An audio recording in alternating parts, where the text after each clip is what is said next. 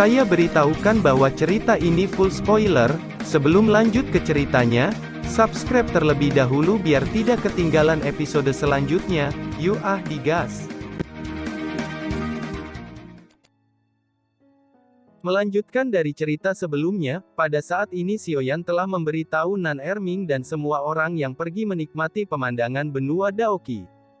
Tetapi hanya Nan Erming dan Huo Fei yang kembali ke klan Xiao. Nan Erming, mengapa hanya Anda yang kembali, di mana yang lainnya, tanya Xiaoyan. Xiaoyan, benua Daoqi ini sangat besar, di sini ada 7 benua dan 3 lautan. Mereka masih bermain di luar, diperkirakan mereka tidak akan kembali tanpa mengunjungi seluruh benua Daoqi, ucap Nan Erming dengan mulut terengah-engah setelah menghabiskan waktu untuk berkeliaran. Kalau begitu biarkan mereka tahu kalau benua Daoqi ini dipenuhi dengan keindahan meski tidak sekuat benua Dodi. Saya memanggil Anda ke sini karena saya punya tugas untuk Anda, ucap Xiaoyan kepada Nan Erming. Oh, ayo beritahu kepadaku, apa yang perlu saya lakukan, ucap Nan Erming. Xiaoyan tersenyum dan mengalihkan pandangannya ke dokter peri kecil. Dokter peri kecil yang tahu isyarat ini, dia segera maju lalu berkata, "Senior, namaku Xiaoyi Xian, biasanya disebut sebagai dokter peri kecil. Senang bertemu dengan Anda," ucap dokter peri kecil, karena kecantikan dokter peri kecil secara alami itu melahirkan kecemburuan Huo Fei yang melihatnya. Tentu saja Xiaoyan sudah menduganya bahwa hal ini pasti terjadi. Oleh karena itu dia tersenyum kepada Huo Fei berkata, "Huo Fei, kamu jangan khawatir, hati Nan Erming hanya sepenuhnya untukmu. Kali ini saya hanya membutuhkannya untuk membimbing dokter peri kecil," ucap Xiaoyan. Karena Xiaoyan berkata begitu saya tidak berani keberatan. Tetapi untuk Nan Erming, jika kamu berani menggerakkan pikiranmu, kamu akan tahu bahwa saya tidak akan pernah mengampunimu, ucap Huo Fei. Bagaimana saya berani macam-macam? Selain itu jika saya berani macam-macam kepada nona ini maka Xiaoyan pasti membunuhku juga, ucap Nan Erming mengedipkan matanya kepada Xiaoyan. Xiaoyan yang mengerti kode itu dengan segera membawa Huo Fei masuk ke dalam bahtera tabut. Xiaoyan juga memberikan bimbingan serius kepada Huo Fei, dan mengajarinya serangkaian keterampilan bertarung yang cocok untuknya. Yakinlah, Nan Erming tidak akan tersentuh oleh rambut dokter peri kecil. Dia tidak akan berani, dan aku akan mengembalikan Nan Erming kepadamu setelahnya. Kamu bisa berkultivasi di sini untuk meningkatkan kekuatanmu, ucap Xiaoyan tersenyum. Huo Fei mengangguk dan mencerna apa yang diajarkan Xiaoyan padanya. Pada saat ini Nan Erming merasakan tubuh dokter peri kecil dengan nafasnya. Dan wajahnya sedikit terkejut saat berkata, "Saya tidak menduga bahwa Anda sebenarnya gadis dengan konstitusi tubuh racun yang menyedihkan. Dengan menelan racun maka kamu dapat meningkatkan kekuatanmu sendiri kan? Apakah saya benar?" tanya Nan Erming menatap dokter peri kecil dengan terkejut. Dokter peri kecil yang mendengar ini dia hanya mengangguk. Sungguh menakjubkan, bahwa konstitusi ini benar-benar masih ada. Tetapi sangat disayangkan bahwa kekuatan Anda masih terlalu lemah. Kalau tidak, dengan konstitusi khusus ini maka Anda mampu menyapu bersih lawan, ucap Nan Erming. "Senior, apakah Anda memiliki cara untuk membuat saya lebih kuat?" tanya dokter peri kecil kepada Nan Erming. Nan Erming sebelumnya menemukan 10.000 teknik racun di reruntuhan. Tetapi Raja Naga mencegah dia untuk mempelajari teknik itu. Bagi Nan Erming dia sangat menyukai teknik racun tetapi Raja Naga membuat Nan Erming mempelajari teknik naga. Sekarang Nan Erming mengeluarkan teknik racun itu dan menyerahkannya kepada dokter peri kecil. Anda bisa menggunakan teknik racun ini. Ketika Anda berhasil mempelajarinya, maka Anda dapat memaksimalkan tubuh racun di dalam tubuh Anda. Dan kultivasi Anda akan meningkat dengan pesat, ucap Nan Erming. Nan Erming sangat iri dengan tubuh racun yang dimiliki oleh dokter peri kecil. Keberadaan tubuh racun seperti itu merupakan keajaiban yang tiada bandingannya. Dokter peri kecil sangat senang dengan teknik yang diberikan oleh Nan Erming. Jika dia berhasil menguasainya maka dia akan menembus Dodi bintang 1. "Nona, apakah racun di dalam tubuh Anda telah dikompres menjadi pil racun di tubuh Anda?" "Saya merasakan bahwa tubuh luar Anda sama seperti orang biasa," tanya Nan Erming. Benar, ini semua berkat Sioyan mengompres racun saya menjadi pil di tubuh saya. Oleh karena itu saya bisa mengendalikan racun di tubuh saya. Kalau tidak, racun di dalam tubuh saya akan benar-benar pecah, ucap dokter peri kecil. Setelah mendengar ini, Nan Erming mengeluarkan buku kuno. Buku ini merupakan catatan racun yang ditemukan di reruntuhan kota suci.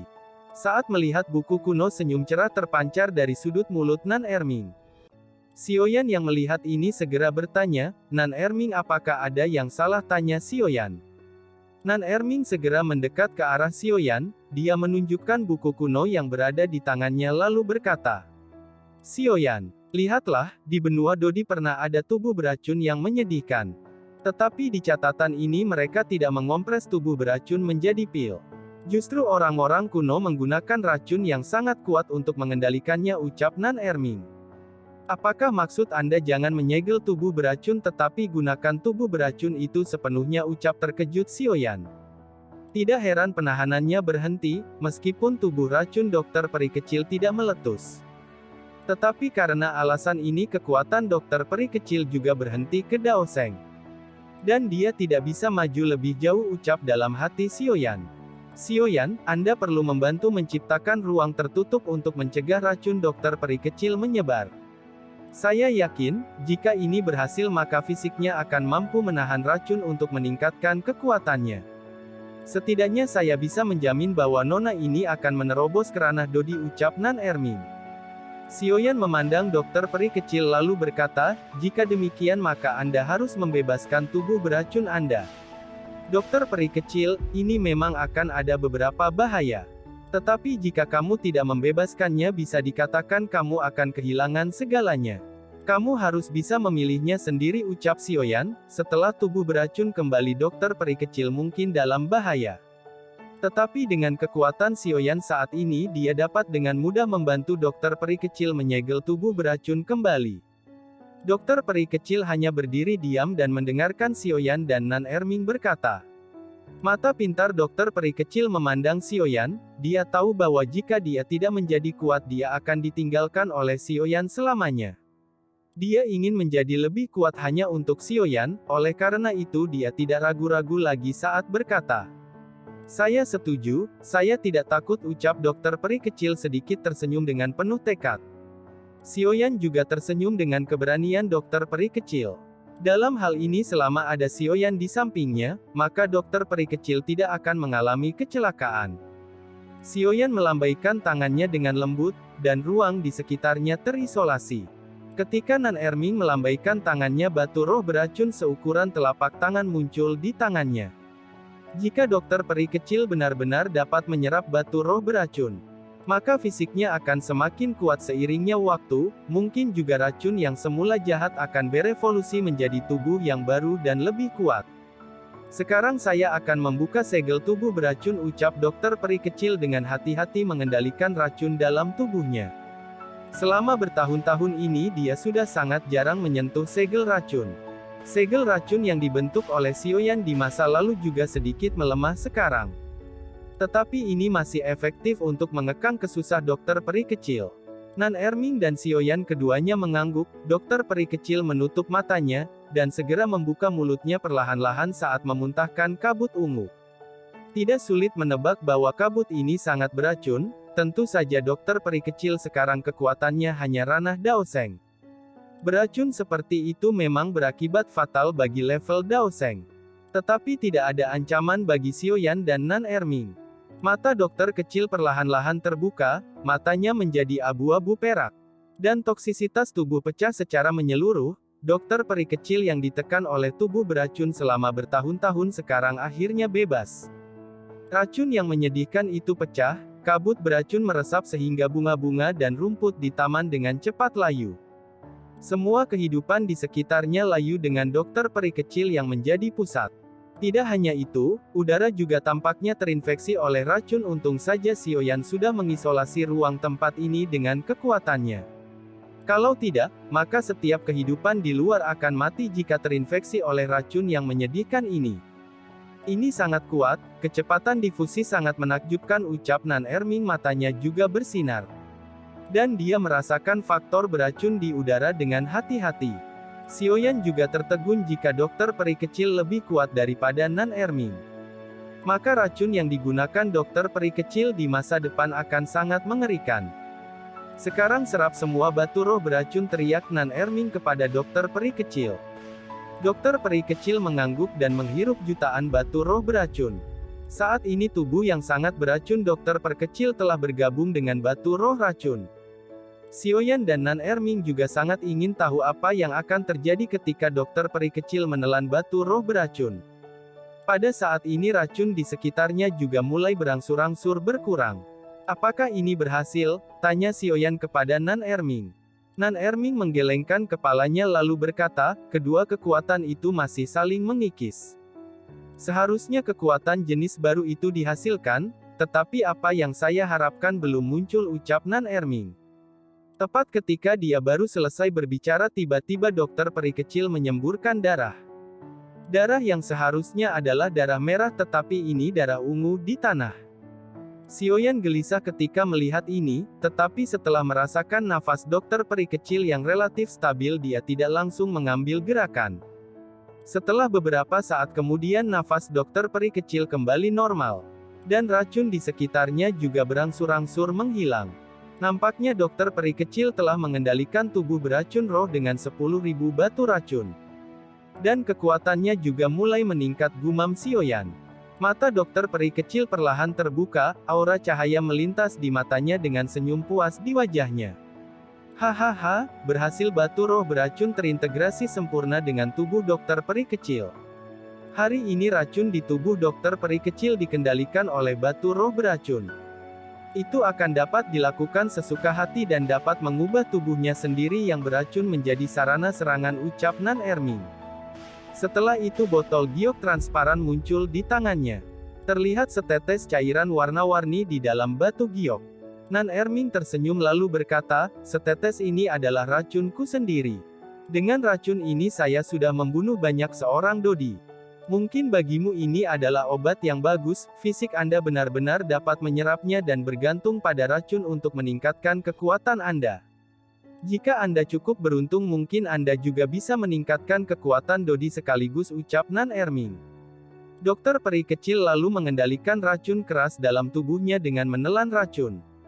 Tetapi sekarang berbeda, sekarang dia akan menggunakan tubuhnya sendiri yang beracun untuk menyerap obat yang sangat beracun dan meningkatkan kekuatannya sendiri.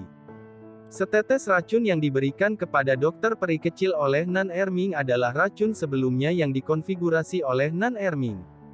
Saat itu racun ini masih sedikit terlalu kuat untuk Anda. Tetapi dengan fisik Anda ditambah 10.000 batu roh racun maka akan memiliki kemampuan untuk memperbaikinya menjadi kekuatan Anda sendiri, ucap Nan Erming menyerahkan botol giok kepada dokter peri kecil. Terima kasih senior, ucap dokter peri kecil tidak ragu untuk duduk dan membuka botol giok. Toksinitas yang kuat pertama kali terungkap melalui nafas. Baunya seperti aroma lezat bagi dokter peri kecil, dia mengambil napas dalam-dalam dari gas beracun dan merasakan getaran kecil di tubuhnya. Toksinitas seperti itu tidak mungkin ditemukan di benua Daoki. Xiaoyan juga menyaksikan dengan tenang, tepat saat dokter peri kecil itu berlatih Xiaoyan tampaknya merasakan sesuatu. Dia sedikit menoleh dan menunjukkan sedikit senyuman di wajahnya. Seorang teman lama akan datang, ucap Xiaoyan membuka mulutnya sedikit. Setelah itu dia dan Nan Erming menoleh ke dokter peri kecil memastikan tidak ada yang salah. Dan mereka pergi ke aula orang Xiao, terlihat kedua sosok yang sudah dikenalnya perlahan-lahan muncul. Nafas keduanya juga memancarkan kekuatan ranah dodi. Jelas keduanya adalah Zukun dan Guyuan. Xiaoyan tertawa dan langsung bergegas untuk memeluk Zukun dan Guyuan. Ketika Zukun dan Guyuan melihat Xiaoyan wajah mereka mengungkapkan keterkejutan. Ini karena pria muda waktu itu sekarang benar-benar sangat kuat. Hahaha, Xiaoyan, kamu benar-benar kembali, ucap Zukun tertawa dan menepuk pundak Xiaoyan. Xiaoyan dan Zukun juga adalah teman lama, meskipun Zukun dianggap sebagai pendahulu tetapi pada saat ini tampaknya status pendahulu sudah tidak penting. Paman Zukun, aku sangat merindukanmu. Aku masih hidup hari ini berkat bantuan Paman Zukun di masa lalu, ucap Sioyan juga ingat saat itu ketika dia bertemu di dalam istana Dewa Kuno Taose. Meskipun pada awalnya juga menyulitkan Sioyan, tetapi akhirnya dia membantu Sioyan membawakan alun-alun dan menjadikan Sioyan menerobos Dodi. Anak nakal, apakah itu sebanding dengan kontribusi Anda yang menyelamatkan seluruh kehidupan di benua Daoki ini? Ucap Zukun berkata dengan marah. Sioyan dengan malu-malu tersenyum dan menggaruk kepalanya. Kata-kata terima kasih ini tidak perlu diucapkan lagi. Zukun membantu Sioyan dan Sioyan menyelamatkan nyawa seluruh benua Daoki. Baiklah, sekarang jangan bicarakan ini, Paman Zukun. Ayah Guyuan, tolong duduk, ucap Sioyan tersenyum. Yan mengapa kamu tidak memberitahu ayah ketika seorang tamu bangsawan datang? Ucap Siozan yang datang dan berkata dengan sopan, kepala klan Sio terlalu sopan, kedatangan saya ke sini terlalu dadakan. Oleh karena itu saya tidak memberitahu siapapun, dan langsung menuju ke tempat Anda, ucap Guyuan. Kesopanan Guyuan membuat Siozan sangat senang, perasaan dihormati benar-benar membuat orang merasa nyaman. Terima kasih sudah nemenin Mimin sampai akhir, tunggu episode selanjutnya, sampai jumpa.